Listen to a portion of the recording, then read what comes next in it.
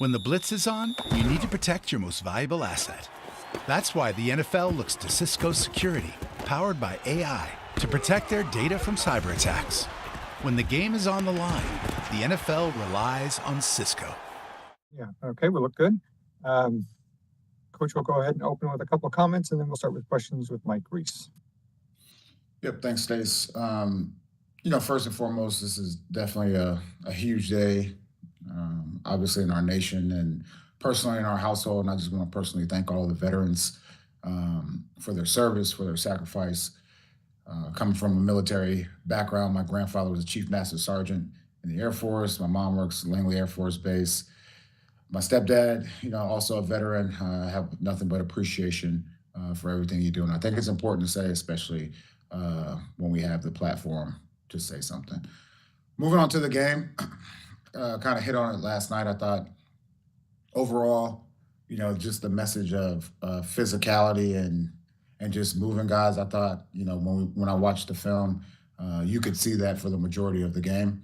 I thought offensively, we did a good job handling the down guys in the run game, just getting the back started. And it was a stark contrast to the game before where, it was, we would get behind the sticks and it would be 2nd and 12 and 2nd and 10, 2nd and 11. I thought this week, really, I don't think we had any negative runs in the run game. I think we had a couple of like 4 or 5 no gains, but no negative runs. And that's the way we have to win. This game as a whole, to me, reminded me of the Cincinnati game as far as really controlling the line of scrimmage on both sides of the ball and controlling the time of possession. It was very, very similar to that game. I thought the receivers did a better job, blocking in the run game. They did a good job doing that. And then also getting open, catching some balls. Thought Drake went out there and made some plays. I think, he'll watch the film and he'll be critical of himself. But at the same time, I think there were some plays that we left out there. The one thing offensively, which was disappointing for me, was just the red area. I thought, going into the game, out of the last 9 drives, we had 8 touchdowns and 1 field goal. And then yesterday to go 1 for 5 was a step back. But I fully anticipate us getting back on track. We'll definitely make that a point of emphasis this week and going forward as we always have. Defensively, I thought the front did a good job. I thought Farms went in there and definitely gave us a spark. So I was happy to see that. But all those guys, especially the interior guys, for the most part, played pretty well. Now, there were a few runs that did squeak through, but I thought they did a decent job for us. The edge at times, I wouldn't say it was a problem, but it was a little softer than we would have liked it to be. I thought the defensive backs really tried to come up and support some of those plays, which was encouraging to see. I think the young players are definitely growing up. I think Marte's taken a step forward, even though he didn't play that much, especially on early downs. I just think his overall communication and, control of the defense continues to improve while we don't have the other guys in there. But the linebackers went out there and tried to play hard. I thought Jelani definitely did a good job with the front adjustments and that communication. And also, obviously coming up with the big play as far as the sack. Special teams, Marcus continues to be a huge weapon for us. Our punter, huge weapon for us. Our kicker, huge weapon for us. To be able to go out there and kick a perfect game, 4 for 4 with Joey Sly. And then, after that first punt, I thought Bryce really settled in and, his confidence is where we want it to be, where we need it to be. And we're going to definitely lean on him as far as a guy that can flip the field for us. Saying that, our punt coverage, especially on that first one, we have to do a better job. And look, this is, I say it every single week, we have to continue to improve and we have to improve fast because these other teams are watching that stuff on film as well. And so as we continue to go through the self-scout and stuff like that, or even watching this tape, there are definitely things that we have to do better. Now, in closing, I would say, this is, we're at this point in the season, this is who we are. We have to go out there. We have to control the line of scrimmage. We have to be able to run the ball. We have to stay ahead of the sticks. We have to play good defense. We have to get off the field on 3rd down, which we did yesterday by a mix of generating pressure and also coverage, and play good special teams. And this is the formula. And as I always say, I use this as a microphone, not only to give you guys information, but also to talk to the players. So players, this is how we need to play going forward. With that, we'll open up for questions. We'll start with Mike Reese, followed by Chris Ryan. Jerod, my question is on a new player, Yannick Ngakoue, and I'm curious if he's met with the team yet, and how you see him mixing in. Yeah, excited to get Yannick here. I've watched him on tape for a very long time, and he's been a very productive player in this league. He has not met with the team yet, and saying that he'll get with the coaches here soon. And excited to really teach him the playbook, and excited to see what he would bring to this team. Look, he's not just a pass rusher. This guy has the skill set to be able to play on all three downs, which is always exciting. And kudos to the scouting department and all those guys for always trying to improve our roster. And we see this as a way of improving us now and going forward. And just a quick follow-up: have you had a chance, or has anyone had a chance to connect with him to just see how he feels about coming to the Patriots? Yeah, I've had a chance to connect with them, and I would say multiple coaches have also, defensive coaches have connected with him, and he's excited for the opportunity, and so are we. Chris Ryan, followed by Ian Steele. Hey, Jerod, hope all is well with you. You mentioned earlier, this was probably the best all-around game since week one, particularly when it came to controlling both lines of a scrimmage on both sides of the ball. Why do you think, this week you guys were able to kind of execute that vision that you have had very explicitly out there for the group? Morning, Chris. I'm not sure. It's the same thing. Last night I spoke about, poking sometimes those rookies reaching a point of inflection, and you just don't know when that point's going to be. That's also applicable to a team. That's also applicable to a certain side of the ball. And, I guess now, we'll wrap this game up, but it's about knowing what the formula is and now applying it on a game after game basis. And we have to learn how to string wins together. And that's going to be my message today and going forward.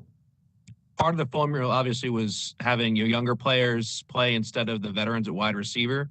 Do you see that being the same with that position group moving forward? And could that also be, in other position groups where, veterans are kind of pushed aside, if you will, to see what the younger players can do with enhanced roles? Yeah, my goal, as the head coach is to put the players out there that give us the best chance to win. Elliott and his staff, they have the hard part of, trying to get the roster as well as we can get it now, but also looking for the future. Ultimately, it's my decision, and my decision on a week after week basis to put the best players out there that give us the best chance to win. Thank you. Thanks. Ian Steele, followed by Dakota Randall. Morning, Jerod. Morning.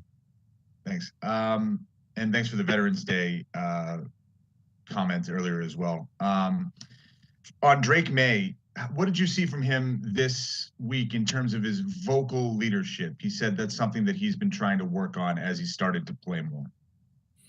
Yeah, I think, look, this is part of the evolution of Drake, and this is something that we've discussed behind closed doors. And I thought he did a good job, not only, going out there executing in practice, but also, having those player-only meetings, and that's what we need from him.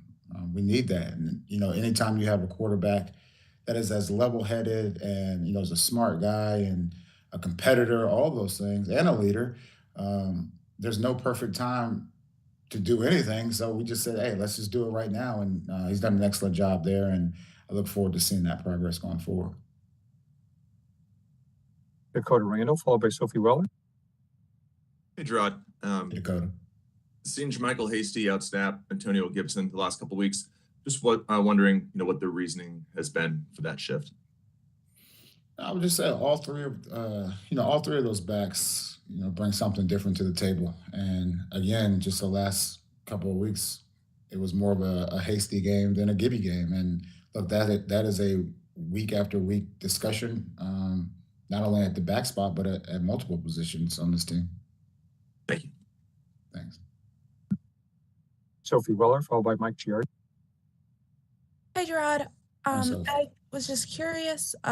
Throughout the beginning of the week last week, we saw Michael Wenu taking snaps at left guard, but then the game you had him at right guard. Just kind of what went into that decision to move him around so much last week, but ultimately put him at right? Yeah, it just goes back to what's the best lineup that gives us the best opportunity to get movement up front and protect the quarterback. And that's what we thought we were doing. That was the idea behind it. And then just one more. I was curious about Kendrick Bourne. I asked you a similar question last week, but he was so fired up on the sidelines and even like after the game for a Patriots win, things like that. What is it like to have a player like that who will always be there for his teammates in moments like that, even if he's not necessarily on the field? Yeah, it's great. It's the selfless attitude that we always talk about, and there's no secret. KB, he brings a lot of energy. It starts with a smile, and then he always just brings the juice, brings the energy, and it's definitely a welcome sight for us here in New England. Thank you so much. Thanks, so. Mike Giardi, followed by Taylor Kyles. Morning, Jerod. Morning, Mike. You mentioned the first game of the year against Cincinnati, and later in the year, after a few games, you're like, that's an unsustainable way to win.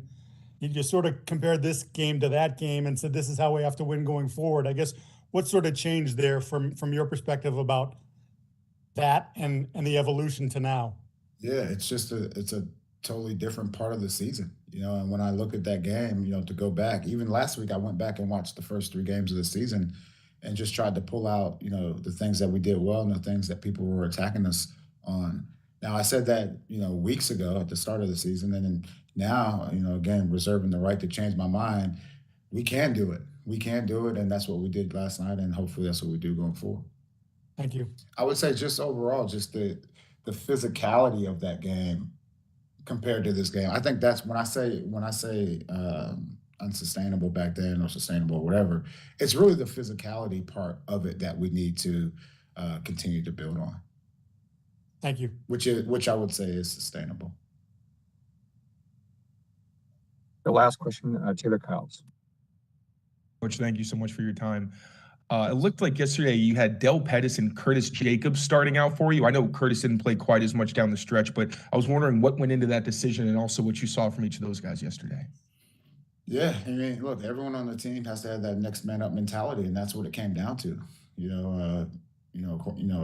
It's first of all availability, and those guys, they come to work every single day and are able to execute and are good athletes. So look forward to those guys continuing to develop. Thank you. Appreciate you guys.